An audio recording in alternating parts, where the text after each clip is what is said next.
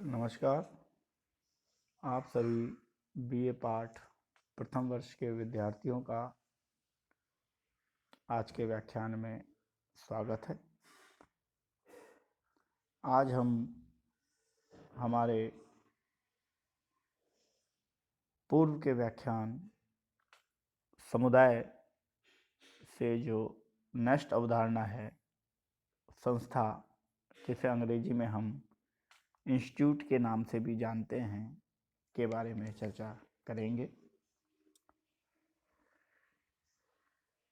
संस्था शब्द का प्रयोग आम बोलचाल की भाषा में हम दैनिक जीवन में करते हैं।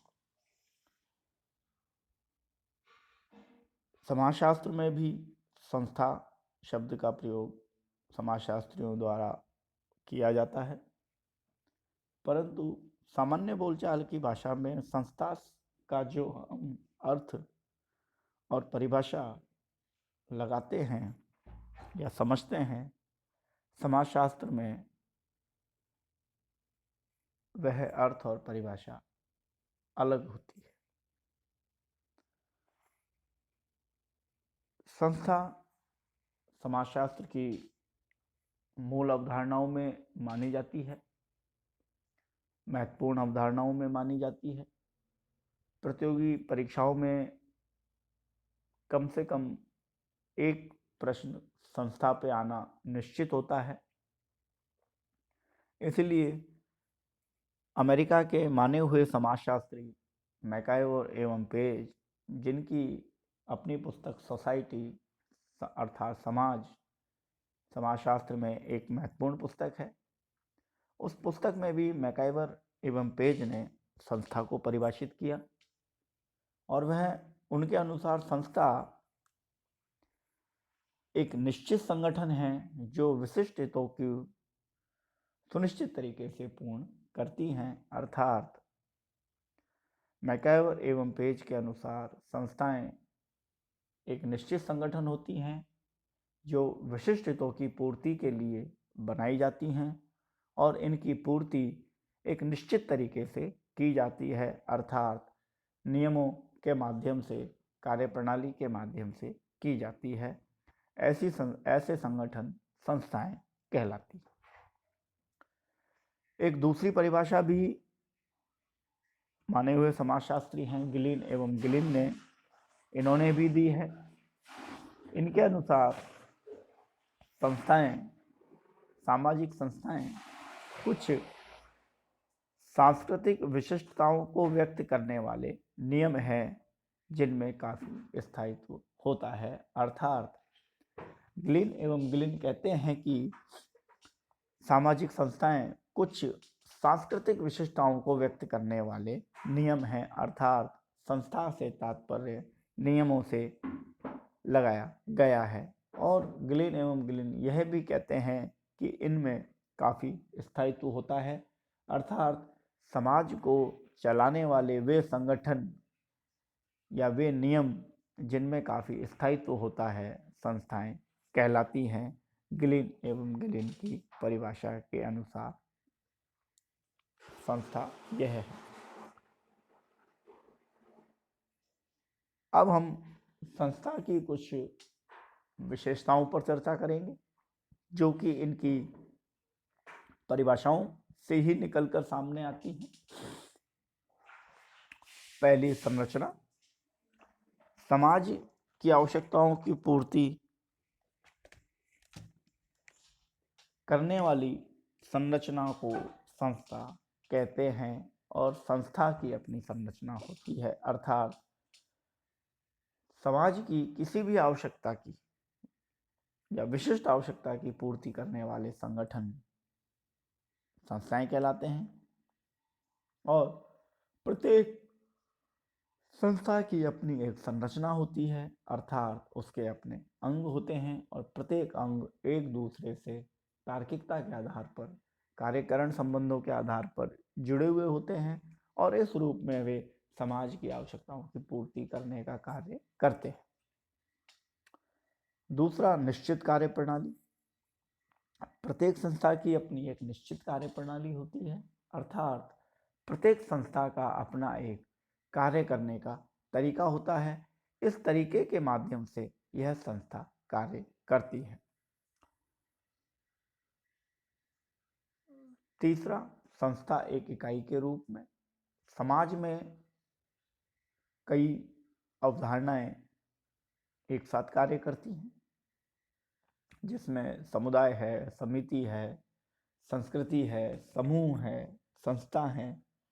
इसलिए संस्था एक इकाई के रूप में होती है, अर्थात समाज के किसी विशिष्ट हित को पूरा करने के लिए एक इकाई के रूप में कार्य करती है, और यह इकाई अपने आप में संपूर्णता लिए होती है। चौथी जो विशेषता है वह महत्वपूर्ण विशेषता है, अमूर्तता। अर्थात संस्था में अनुभव करने का गुण होता है, दिखाई देने का गुण नहीं होता। उदाहरण के लिए संस्थाएं नियम होती हैं, सुनिश्चित कार्यप्रणालियां होती हैं जिन्हें देखा नहीं जा सकता, अनुभव किया जा सकता है। अतः संस्थाएं अमूर्त प्रकृति की होती हैं। यह संस्था की बहुत महत्वपूर्ण विशेषता है। एक उदाहरण के माध्यम से हम इन्हें बाद में आगे समझेंगे। उद्देश्य, प्रत्येक संस्था का अपना कोई ना कोई उद्देश्य निश्चित होता है। चूंकि हमने इनकी परिभाषाओं में भी देखा, मैकाय और पेज भी कहते हैं विशिष्ट हितों की पूर्ति, गिलिन एवं गिलिन भी कहते हैं सांस्कृतिक विशेषताओं को व्यक्त करने वाले नियम हैं जिनमें काफी स्थायित्व होता है। अर्थात संस्थाएं किसी ना किसी उद्देश्य के साथ जुड़ती हैं। छठा, प्रतीक। प्रत्येक संस्था का अपना एक प्रतीक होता है, अर्थात एक चिन्ह होता है जिनके माध्यम से हम उसे पहचान सकते हैं। सातवीं विशेषता है स्थायित्व। संस्था का विकास बहुत धीमी गति से होता है, परंतु इनमें काफी स्थायित्व पाया जाता है। एक बार विकसित हो जाने के पश्चात संस्थाएं नष्ट नहीं की जाती, स्वतः विकसित होती हैं, धीरे धीरे विकसित होती हैं, इसलिए इनमें स्थायित्व भी अधिक होता है। अभिमति और अधिकार। अभिमति और अधिकार संस्थाओं की अंतिम विशेषता है। अर्थात इसका अर्थ है संस्था के पीछे सत्ता होती है, अर्थात किसी भी संस्था को जो शक्ति प्राप्त होती है वह वैधानिक होती है, अर्थात संस्थाएं सर्वोपरि गुण होती हैं। इनके नियम के अनुसार नहीं चलने पर दंडित भी किया जा सकता है। अब हम एक उदाहरण लेते हैं और उस उदाहरण के माध्यम से हम संस्थाओं को समझते हैं। मैं यहाँ आपको 3 उदाहरण संस्थाओं के सामने रखता हूँ। पहला उदाहरण मैं रखता हूँ परिवार, दूसरा उदाहरण मैं रखता हूँ महाविद्यालय, और तीसरा उदाहरण मैं रखता हूँ भारत का संविधान। ये तीनों ही संस्थाएं हैं। सबसे पहले हम पहली विशेषता को इन तीनों पर लागू करते हैं, संरचना। परिवार की अपनी एक संरचना होती है। शिक्षण संस्था जिसके अंतर्गत महाविद्यालय या विद्यालय आते हैं, इनकी अपनी एक संरचना होती है। और भारतीय संविधान, इसकी भी अपनी एक संरचना है। दूसरा है निश्चित कार्य प्रणालियां। परिवार की अपनी एक निश्चित कार्य प्रणाली होती है। परिवार के सभी सदस्यों को उनके सामर्थ्य के अनुसार कार्य आवंटित किए गए हैं। इसी के तरह महाविद्यालय या विद्यालय की अपनी एक कार्य प्रणाली होती है। महाविद्यालय में कार्य करने वाला प्रत्येक व्यक्ति किसी न किसी दायित्व बोध से जुड़ा होता है, और भारतीय संविधान भी किसी न किसी रूप से दायित्व बोध से जुड़ता है। तीसरा है एक इकाई के रूप में। ये सभी तीनों भारतीय समाज में एक इकाई के रूप में कार्य करती है। अमूर्तता, इन्हें देखा जाना संभव नहीं है।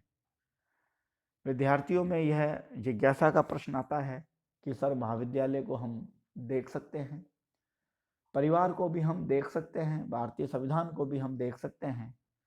तो मैं यहाँ आपके सामने बताऊं कि परिवार को जो आप देखते हो वह परिवार का आप भौतिक स्ट्रक्चर अर्थात मकान को देखते हो। परिवार में रहने वाले सदस्यों की कार्यप्रणाली को नहीं देखते हो। इसी तरह महाविद्यालय या विद्यालय का कार्य करने का एक निश्चित समय होता है, जिसे हम समय कहते हैं, समय सारणी कहते हैं। उदाहरण के लिए आपका जो महाविद्यालय है, राजकीय महारानी सुदर्शन कन्या महाविद्यालय, यह सुबह 10 बजे से शाम के 4 बजे के तक विद्यार्थियों के लिए शिक्षण कार्य के लिए खुला रहता है, और शाम को 5 बजे पश्चात यह केवल एक बिल्डिंग के रूप में है, किसी विशिष्ट हित को पूरा करने के रूप में नहीं होता। इसी तरह भारतीय संविधान भी नियमों के तहत है, दिखाई नहीं देता, इसलिए संस्थाएं अमूर्त होती हैं। उद्देश्य, प्रत्येक संस्था का अपना एक उद्देश्य होता है। परिवार का उद्देश्य है आने वाली पीढ़ी का पालन पोषण करना, समाज के अनुरूप उनका समाजीकरण करना और उस परिवार में रहने वाले सभी सदस्यों का समुचित विकास करना। यह परिवार का उद्देश्य है। महाविद्यालय और विद्यालय का उद्देश्य, प्रत्येक महाविद्यालय में जो विद्यार्थी नामांकित है उस विद्यार्थी को नियमों के अनुरूप शिक्षा प्रदान करना विद्यालय का उद्देश्य है। और इसी प्रकार भारतीय संविधान का उद्देश्य भारत में रहने वाले प्रत्येक व्यक्ति की सामाजिक, सांस्कृतिक, आर्थिक, राजनीतिक और उसके अधिकारों की सुरक्षा करना है। प्रतीक, परिवार का अपना एक प्रतीक होता है जिसे हम गोत्र के नाम से जानते हैं। संस्था का अपना एक प्रतीक होता है, जो आप किसी संस्था में जाते हैं तो उसके मुख्य भवन पर अंकित होता है। और भारतीय संविधान का अपना एक प्रतीक है, अशोक चक्र, जो आप सभी जानते हैं।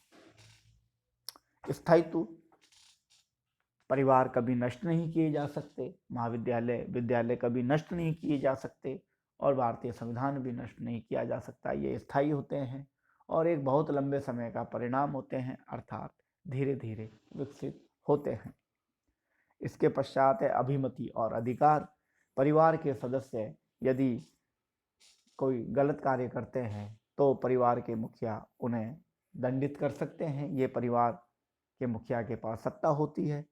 इसी प्रकार विद्यालय या महाविद्यालय में कोई भी विद्यार्थी कोई अनुचित कार्य करता है या विद्यालय और महाविद्यालय के नियमों के अनुरूप आचरण नहीं करता, तो उस विद्यालय या महाविद्यालय के प्रमुख के पास उसे दंडित करने की सत्ता भी होती है। इसी प्रकार भारतीय संविधान के पास भी सत्ता है और वह अपने नियमों के अनुरूप व्यक्तियों को, गलत कार्य करने वाले व्यक्तियों को दंडित करती भी है। इस प्रकार हम संस्था की 8 विशेषताओं को इन 3 संस्था के उदाहरणों के माध्यम से समझते हैं। अंत में हम समुदाय और संस्था में जो अंतर हैं उन पर चर्चा करेंगे। चूंकि समुदाय आपकी द्वितीय यूनिट का द्वितीय टॉपिक था और संस्था आपका तृतीय टॉपिक था, तो हम इसमें कुछ अंतरों को भी देखेंगे। पहली है सदस्यता। समुदाय की सदस्यता होती है, संस्था की सदस्यता अनिवार्य नहीं होती, आपको लेनी पड़ती है। समूह समुदाय में होता है, संस्था में नहीं होता। एक निश्चित भौगोलिक क्षेत्र समुदाय में होता है, संस्था में नहीं होता है। मूर्त, समुदाय मूर्त होता है जबकि संस्था अमूर्त होती है। हमने इसकी परिभाषा में भी इसे देखा है। कार्यप्रणाली, समुदाय सामान्य जीवन व्यवस्था की विशेषता है, संस्था की अपनी एक कार्यप्रणाली होती है जिसके आधार पर वह कार्य करती है। समुदाय का कोई विशिष्ट उद्देश्य नहीं होता जबकि संस्था का अपना एक विशिष्ट उद्देश्य होता है। साधन, समुदाय अपने आप में साध्य है जबकि संस्था एक साधन है, एक साधन के रूप में कार्य करती है। और साध्य, समुदाय अपने आप में साध्य है अर्थात साध्य का गुण रखता है, परंतु संस्था में साध्य नहीं होती। अब हम इन 8 उदाहरणों को एक उदाहरण के माध्यम से समझते हैं। कोई भी गांव एक समुदाय है, कोई भी महाविद्यालय या महाविद्यालय एक संस्था है। पहला, सदस्यता। समुदाय में सदस्यता होती है अर्थात व्यक्ति आजीवन उसका सदस्य होता है, परंतु संस्था में सदस्यता नहीं होती। समूह, समुदाय में एक निश्चित भौगोलिक क्षेत्र में कार्य करने वाले लोगों का समूह है, जबकि संस्था, महाविद्यालय या विद्यालय में कोई भी समूह नहीं होता। निश्चित भूक्षेत्र समुदाय में होता है, संस्था में नहीं होता। इस प्रकार हम सभी उदाहरणों को समझ सकते हैं। धन्यवाद।